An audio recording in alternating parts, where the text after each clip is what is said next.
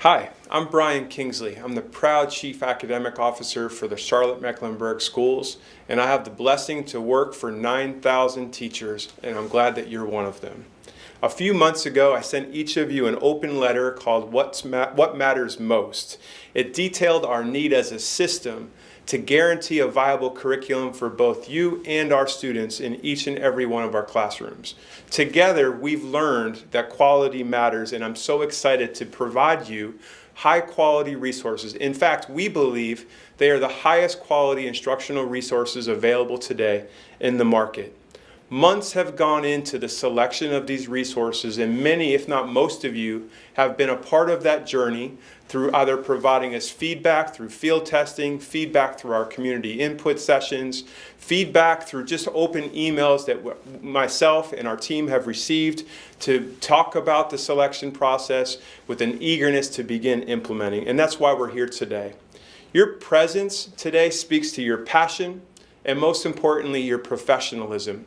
We know that we're closing out a school year, but we're also beginning to launch with new expectations and lots of joy and lots of excitement, opportunities for both you as a teacher and your children for the 2019-2020 school year. It's really important that you recognize that our curriculum, while it is very important, it's not what matters most. What matters most is our people, it is you. And that's why being here today and immersing yourself with high quality professional learning paired with the right resources is what's going to enable you to put students in the right scenario to become independent learners and develop the capacities that we want to see for all of our children as being a part of our wonderful school system. I want to thank you for being here today as well as tomorrow, as this 2-day investment in you is only the beginning. We look forward to learning together throughout the entire school year. So team, let's begin. In a short amount of time, we have accomplished quite a lot. You can feel confident in the multi-phase process that involved thousands of stakeholders. Let's review some of those now. We started the process by filtering through resources using the IMET, which stands for the Instructional Materials Evaluation Tool. That runs materials through a filtering process in alignment to our standards. Over the course of several days, nearly 150 CMS educators were trained on the IMET, and they spent over 3,000 hours in this review process. In addition to CMS educators, curriculum in the selection process had to pass through the nationally recognized Ed Reports process for standards alignment. This resulted in an additional 15,000 hours of review per curriculum. Hopefully this provides you increased level of confidence that we've done our due diligence to ensure that we made the right decision. Once we narrowed the selection field to the final 2 to 3 considerations, stakeholders including teachers, students, school and district leaders, and community members all evaluated how well each of the finalists aligned to our CMS vision of educational excellence. This included rigor and text complexity through standards alignment. It included how we think about what matters most to students by reviewing cultural bias. In fact, there were some curricula that were turned down because they were found to be seriously lacking in this area.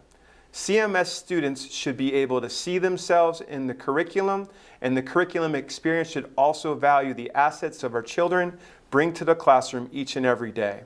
And finally, the curriculum was reviewed in light of its feasibility. In other words, how user-friendly it is for students and teachers. That's really important to you and the children you serve each and every day. Finally, to truly test the feasibility, teachers, students, and district content specialists took deep dives into the curriculum through educator playgrounds and field testing. Throughout all of these phases and exposure to thousands of stakeholders, we collected feedback at every stage from multiple lenses. In all, we combed through more than 800 responses, surveys, and student work samples, resulting in volumes of data. The curriculum you have in front of you today was selected due to the robust amount of data collected and reviewed throughout the process. The process and research has taught us that a high-quality curriculum showcases the interdependence of content standards, instructional shifts, and college and career capacities. Remember, in a guaranteed viable curriculum, standards alignment is simply the floor. Let's spend a brief amount of time reviewing what instructional shifts will occur in a classroom that implements the curriculum with integrity. As we begin to think about as a group the term instructional shifts, I want to remind all of us to just be reflective of why each and every one of us in this room today began to think about becoming an educator in the first place. What inspired our hearts and our minds to want to be servant leaders in our classrooms. I believe, and hopefully you believe, it was to help students make meaning of themselves as citizens, as members of a community, as members of your classroom, and to make meaning of the world. And in many cases across the system, across this country, in public education, we've lost our way. As you encounter this professional development, I want you to strategically think about shifts that need to take place in your instruction to truly prepare students for college and career readiness. In English language arts, I'm asking you to think about and focus on three things. One, the role that complex texts play in your classroom through instruction, as well as how students learn. Meeting kids where they are never grows their capabilities as a reader. Students need equal practice in both explicit phonics instruction and on grade level text to build comprehension and to make meaning. This key shift is supported by much needed recent research and will require a heavy lift of you as the teacher, but we've got your back. The next 2 days will help build capacity in this area, but recognizing that learning and practicing in this area over the course of the year will take patience, earnestness, and grace. The second shift is about how we utilize evidence grounded in those grade-appropriate texts. Gone are the days of the reader response and how a student simply feels about a text. Students need opportunities to wrestle with ideas, form opinions, and back them up using solid evidence. Our third shift in English language arts is the need for students to build deep background knowledge. Students that use nonfiction to broaden their scope and understanding, to use texts as windows and mirrors to themselves and the world, are better able to grasp new concepts because they can attach themselves to prior learning.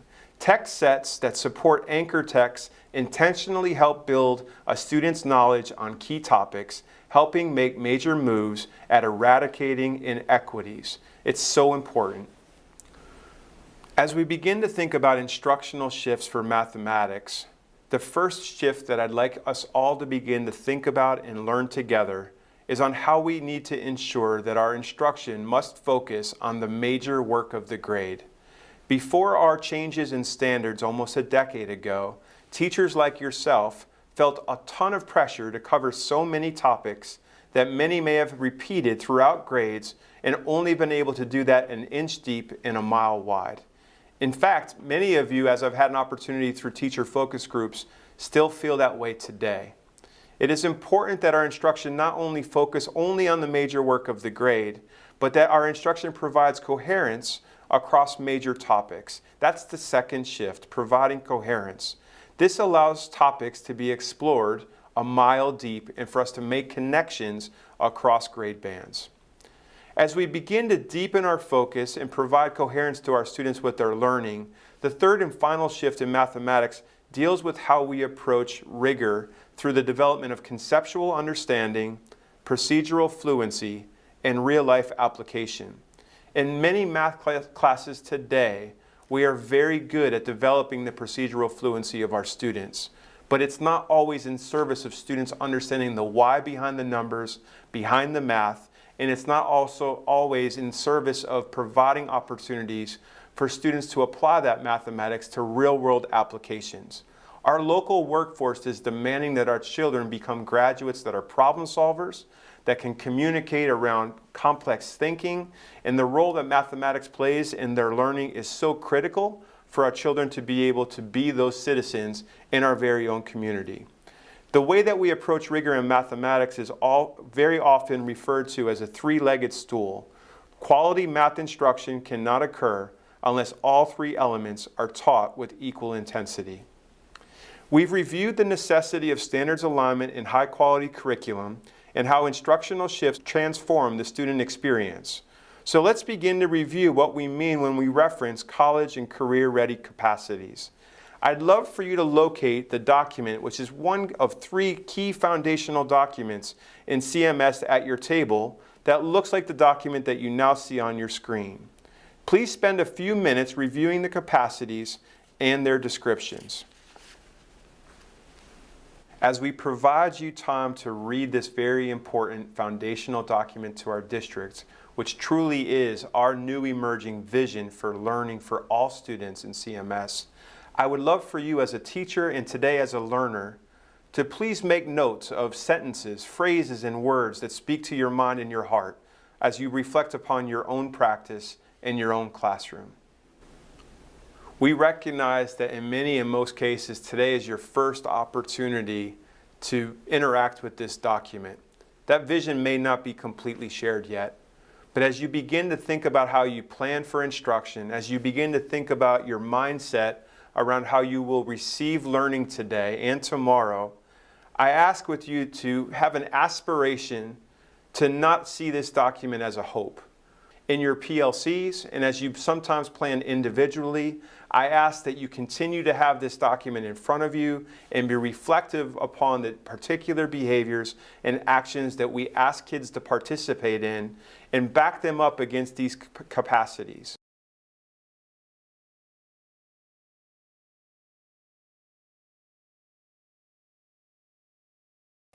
Please locate and make use of the note catcher that's provided by your facilitator today.